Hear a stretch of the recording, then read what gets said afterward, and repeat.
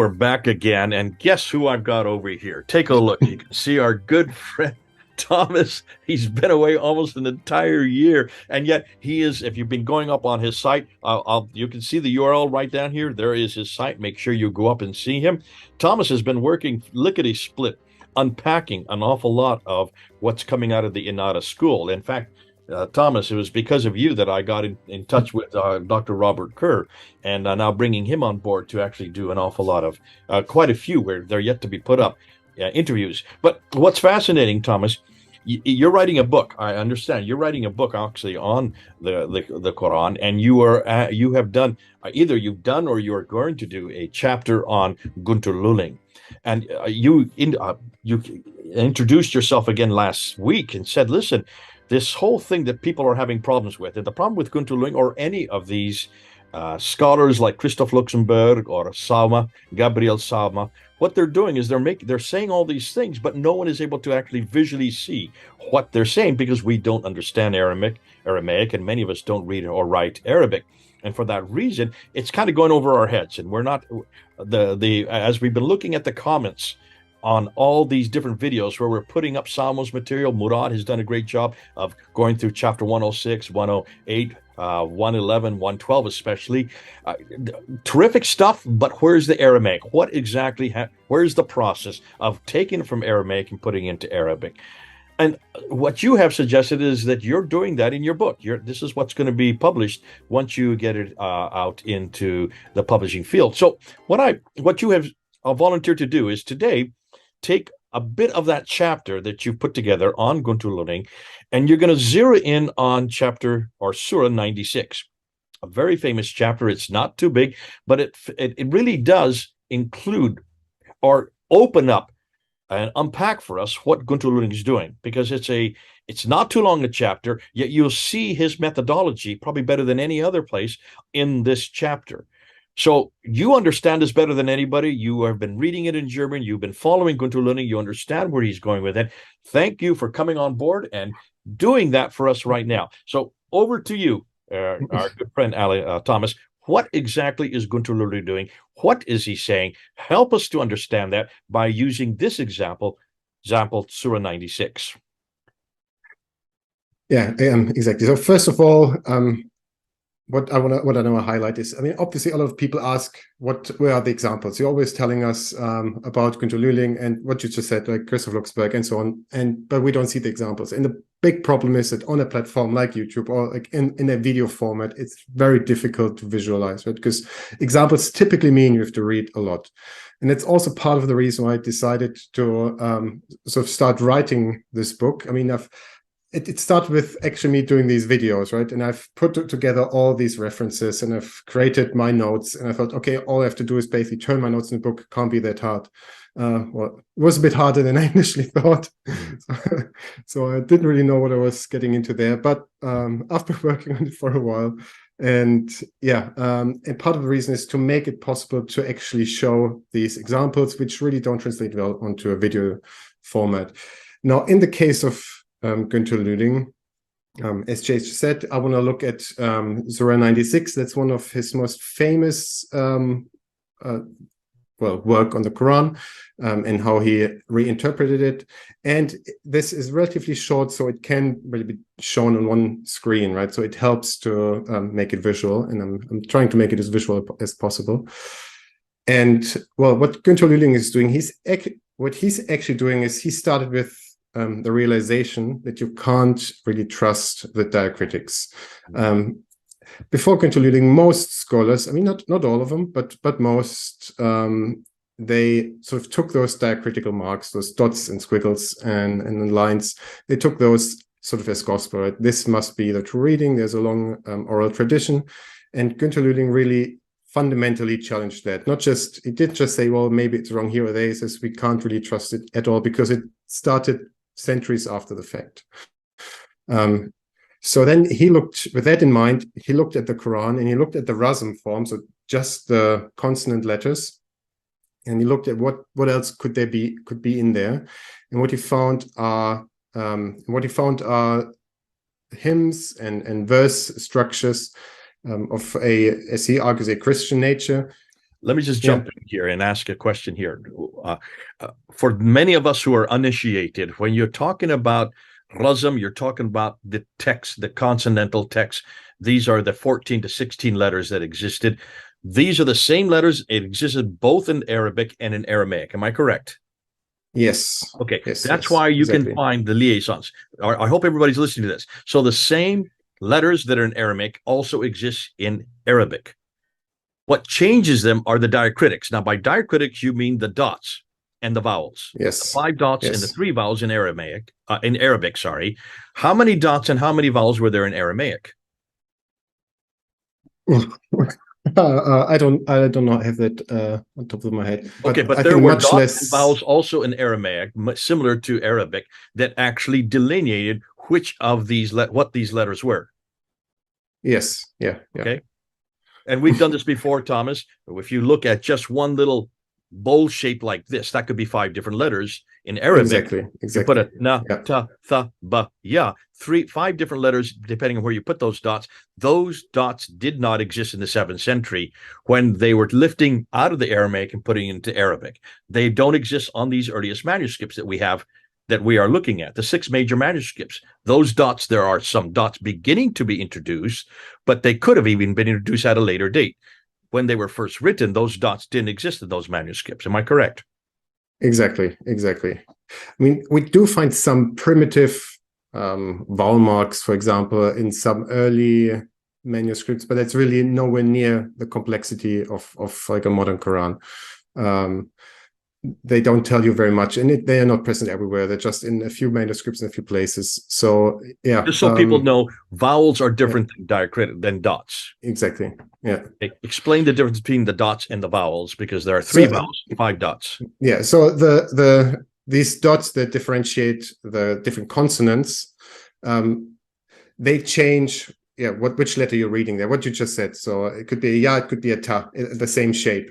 Now a vowel marking tells you where a vowel would go in the word. So you would never write a vowel in the Semitic languages, not like for example in English where you have e or u like as separate letters.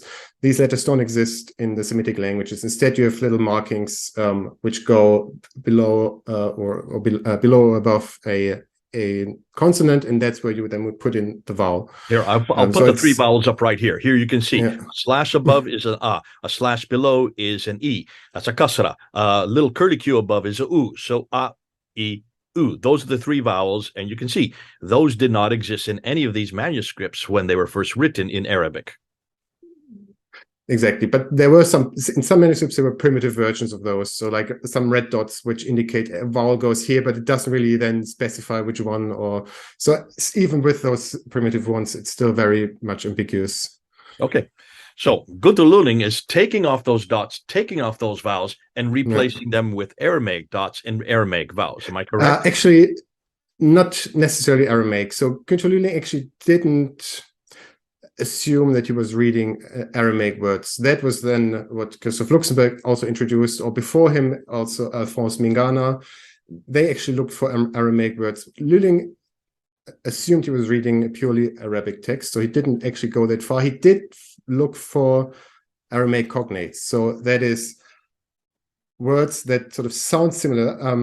So if you have two related languages like Arabic and Aramaic, they typically evolve uniformly across like all words. So if a sound shifts, let's say from R to U, I don't know if that ever happens, but let's say it happens, and it happens across the board in all words, right?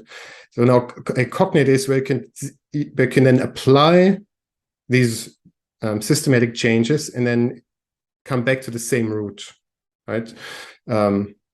So it started out with the same root, but then it evolved to 2 different directions and became 2 different words. And he looked for that to identify the true meaning by going via the Aramaic. But he wasn't looking specifically for Aramaic words. He was looking for Arabic words that maybe have been lost or forgotten or something. But he viewed them as specifically Aramaic.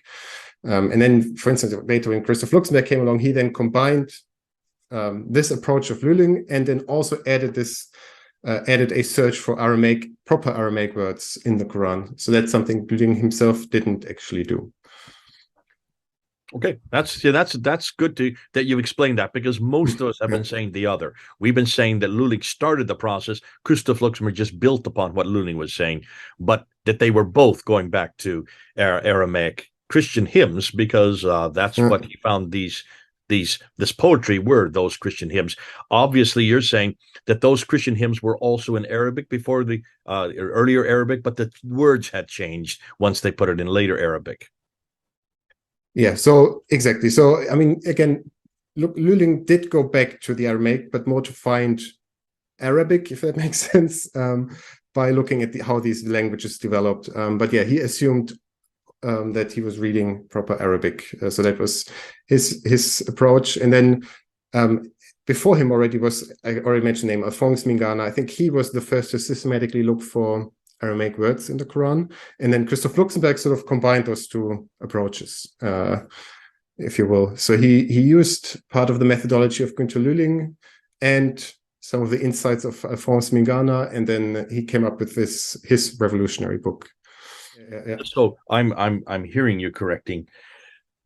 When he went back and found these Christian hymns, the Yeah. Christian hymns were written in Aramaic, were they not? Well, as I said, he read Arabic in the Quran. So he read Christian hymns in Arabic. He, of course, or he thought that they go back to Aramaic or to Aramaic hymns, which were then sort of, I don't know, evolved or were translated into Arabic. But in the Quran himself, in the Quran itself, he read it as Arabic. Gotcha. So he didn't Okay. find actually Aramaic words in there, or he didn't look for Aramaic words. He looked at it from this perspective of the Quran being written in Arabic. Okay, let's go ahead and let's start with this example you're going to give to explain it. Okay. Right. So yeah, as Jay has just mentioned, I have prepared something. So don't look too closely. This is just an early draft. I haven't proofread anything, so there will be some weird phrasings and stuff. I think Jay, you asked me once regarding the Günter Lüling book if it's just typically for Günter Lüling to write these long and complicated sentences, so if it's a German thing, and I have to tell you, it is definitely a German thing. So I tried to stay away from it, but I still haven't. Like, I do need to go over this again, so don't look too closely. The point is now, what did Günter Lüling say? Just so And people here I know, want to this is start. from your book we're looking at. Exactly. So this is from my upcoming book. Again, first draft. A lot will change still, but this is where we are right now. So, and obviously I have a chapter on these hidden hymns in the Quran, and then in the process of that, I also look into Günter Lüling's work and give some examples, so that because everybody wants examples, obviously, because you want to know what's in there. So in this case, I want to start with this word here. So this is found in verse 18 of Surah 96. And I'll just read what I've written here. That's, I guess, the easiest way. So this word is pronounced Zabaniya, and nobody knows what it means. It only occurs this once in all of the Quran. Muslim scholars have long agreed that it's probably the name of a celestial being, but even that doesn't really fit into the context of the surah. That is why in most modern translations of the Quran, Zabaniya is translated as angels of hell, whom God calls upon to push the sinners into the eternal fire. Lüling, on the other hand, doubts this reading and examines other possible diacritics and how they would change the meaning, potentially making this passage clearer to understand. His proposal is the following reading of the same rasm. And now what we can see here, so this is Günter Lüling's proposal, and what we can see is that the consonant structure is exactly the same. Right, so in both instances, what changes are only these squiggles and dots and dashes. But that completely changes the word. Now this reads as Rabbaniya. Lüling looks at the Aramaic Bible that is in use by Christians in the Orient during the Middle Ages. There he finds the following word in Mark 10:51 and John 20:16. So this is the Aramaic word, and this is pronounced as Rabboni, and is nowadays typically translated as Lord or Master, sometimes also as teacher. And for example, in this case, Rabboni also has the same root as rabbi, for example. So that's why sometimes also translated as teacher. So these languages are all related. In any case, the Bible clearly refers to Jesus Christ in this instance. Yeah, so I think that's enough for this one. But here we can see like one example of how he works. So he sees this word, doesn't make any sense. It doesn't exist anywhere else in the Quran or the Arabic language. And was just randomly sort of defined, if you will, because the whole context was difficult to understand. So he finds that this same rasm could be translated as Lord or Master or Teacher, which is, when read in the Aramaic sources, clearly a reference to Jesus Christ. So he argues the same is true here. Okay, one other quick example. Now, this is slightly different what he's doing here. So I want to look at this phrase. So this is the beginning of the surah, and it reads, Ikra bismi rabbika. And this is typically understood to mean read in the name of your Lord. But the same phrase occurs many times in the Quran, and in all the other instances, it's not understood as read in the name of your Lord.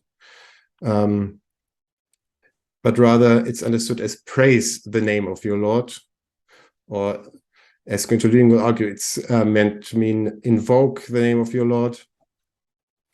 Here, if you see with this Rabbika, again, the same root as Rabbuni in Aramaic, or Rabbi. So this is here correctly translated as your Lord by the Arabs, whereas before it wasn't. And here his approach is just look at where else does this occur in the Quran. Is it translated in the same way? No, it's not here. It's special. Okay, so probably it was reinterpreted by the initial Quranic exegetes, if you will, because they needed to make sense of this passage, which otherwise wouldn't have made sense. And so now I want to just go straight into the complete Surah 96. So here we have it. Let me try to zoom in a little bit.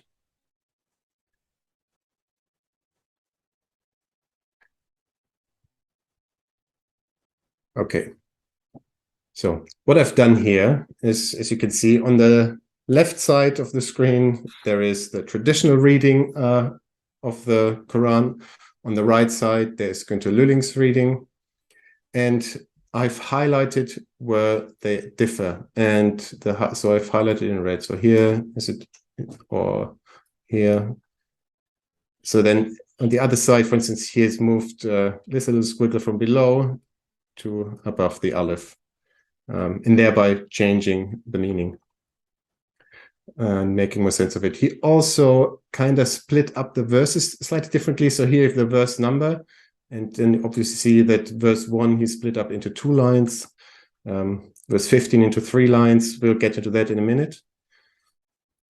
And as you can also see on both sides, again, the rasms are completely identical. So he didn't change any of the letters, only the dots and the squiggles and the diacritics. So, okay. As I said at the beginning, there's no way around reading. So I guess I need to read those ones out, but they are short, so it should be fairly quick. So now the traditional reading of this surah goes, read in the name of your Lord, who created man from a clinging substance. Read, and your Lord is the most generous, who taught by the pen, taught man that which he knew not. No, but indeed man transgresses, because he sees himself self-sufficient. Indeed, to your Lord is the return. Have you seen the man who prevents a servant when he prays? Have you seen if he is upon guidance or enjoins righteousness? Have you seen if he denies and turns away? Does he not know that Allah sees? No, if he does not desist, we will surely drag him by the forelock, a lying, sinning forelock. Then let him call his associates. We will call the angels of hell. No, do not obey him, but prostrate and draw near to Allah. So again, if already by listening, this doesn't feel like it makes a whole lot of sense. And you definitely need the context of the later traditions to even have any idea what this could mean. So right, in the later traditions, this is Gabriel talking to Muhammad, telling him to read or something to recite in the name of your Lord. But even then, this is really an odd surah. I mean, there's no other way of putting it, right? you need, like, for every little bit, you need a story explaining it. So, for example, have you seen the man prevents a servant when he prays? There are different stories explaining that there may have been somebody who prevented Muhammad from praying, or another believer from praying, and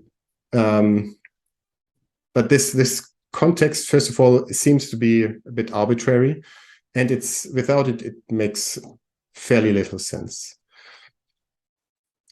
Now, what Günther Lühling did, as we just said, is he changed these little diacritics in some places, and he split up some of the verses. And then what he ended up with is not only in the doesn't just read like a hymn, it also rhymes. And I think that's really what is sort of the clinch. I mean, his reading makes more sense than the traditional one.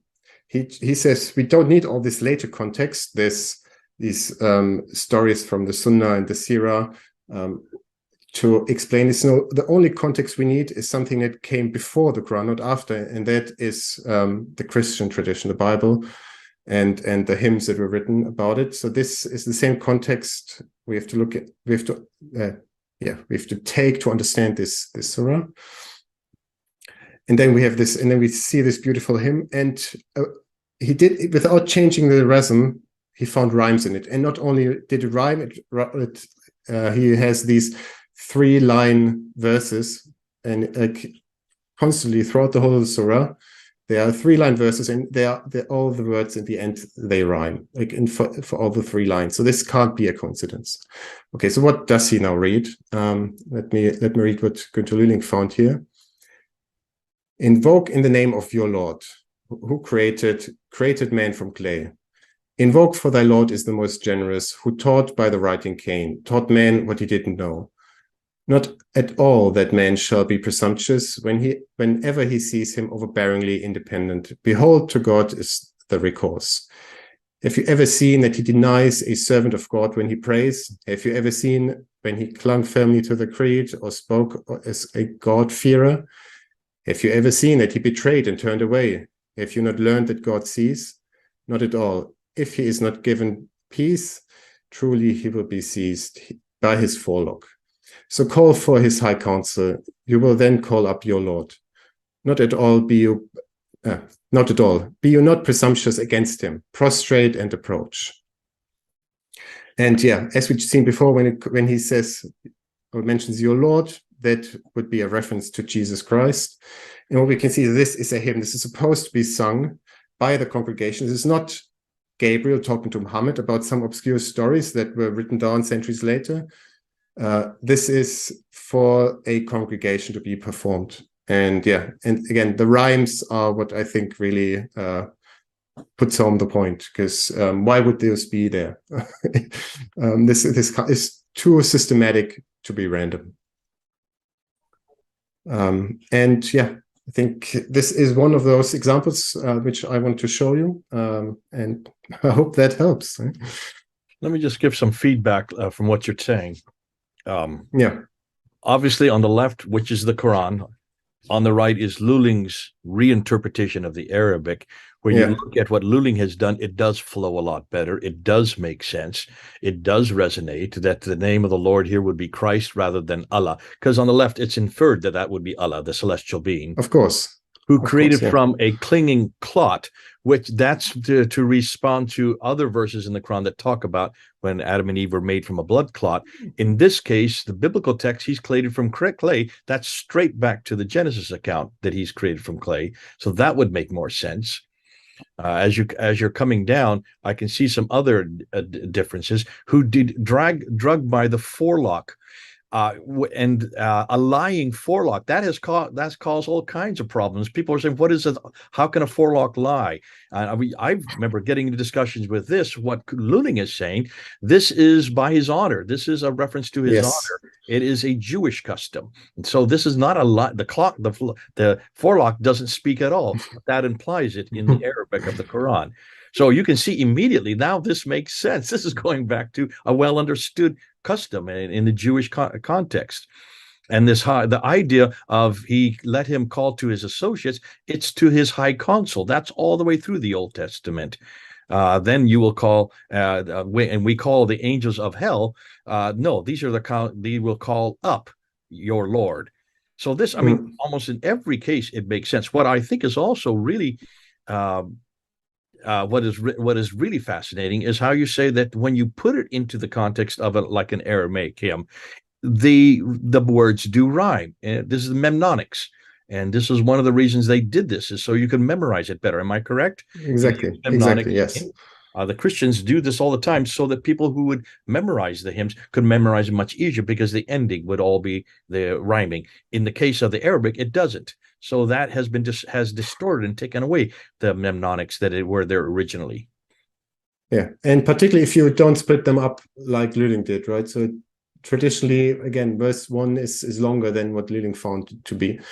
So there were also some errors happening there, I guess. Because people, yeah, that just weren't able to read it correctly anymore once those dots were put in the wrong places. It's interesting that verse 16, the lying, sinning forelock, is interposed Yeah. at a later date. That is not there in the original. That's exactly, that's Lüling's conclusion. This obviously it doesn't fit in here. It doesn't rhyme with the rest. It reads, it's an odd line, had to be inserted later on. And Once again, Muslims once don't know the how hymn to was already defend it. lost. Muslims have no way. They have no way. They don't know how to defend this one line that was put in there, and it shouldn't have been put in there because it was not there in the original. Okay, listen. Exactly. The one thing that people are going to ask, and they're saying, okay, Luling has done this. He's done this off the top of his head. He's not following a text in his hand. There is no text that he could point to that's from the 4th, 5th, or 6th that predates the 7th century where this Aramaic is found. Am I correct? Is that correct?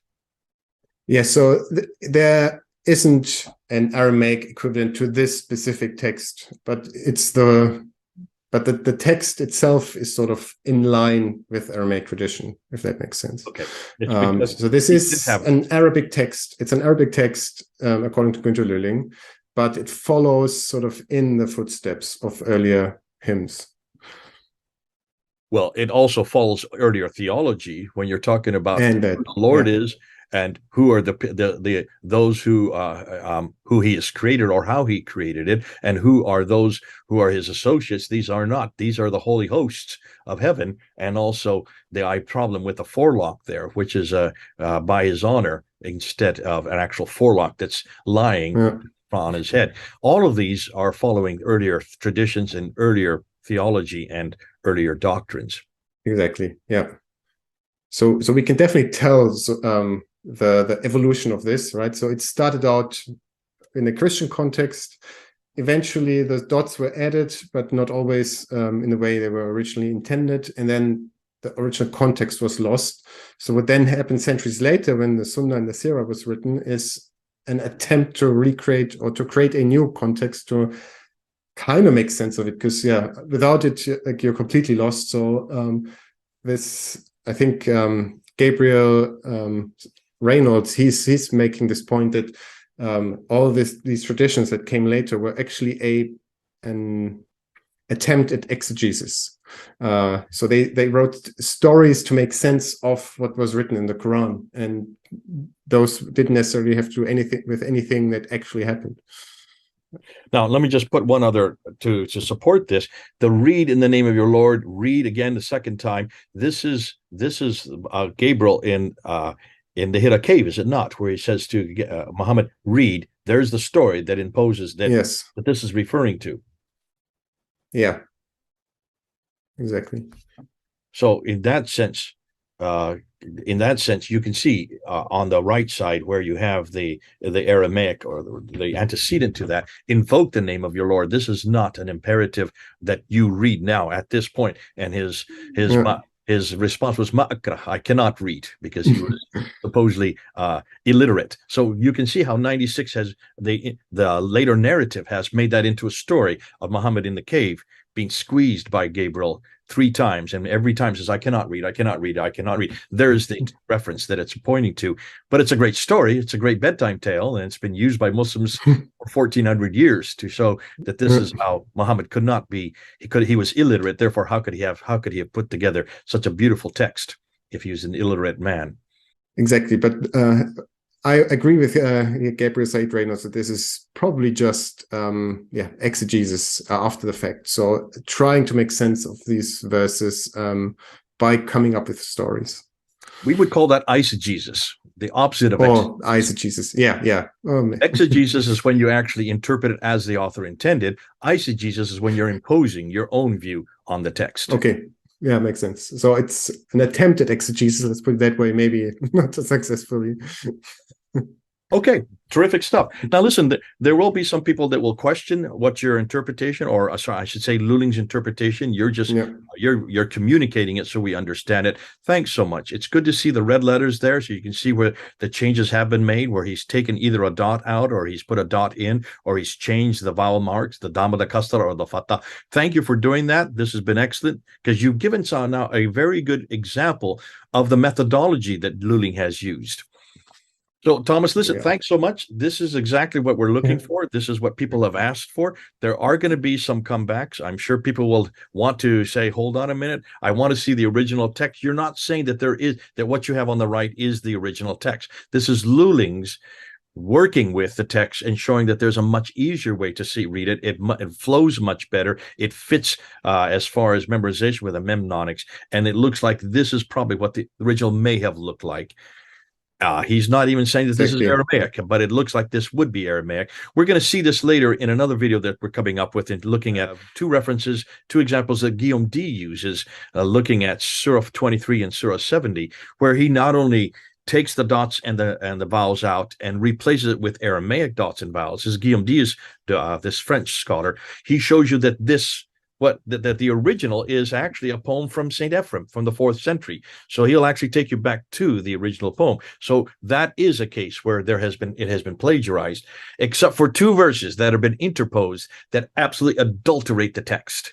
I would even use the word bastardize the text, but my wife doesn't like me to use that. So I'll stay with adulteration. She's not in the room now, so I can get away with it. Because you can see it absolutely destroys the context of one word called chastity. And what it does to the word chastity is just horrendous. But anyways, that's yet to come.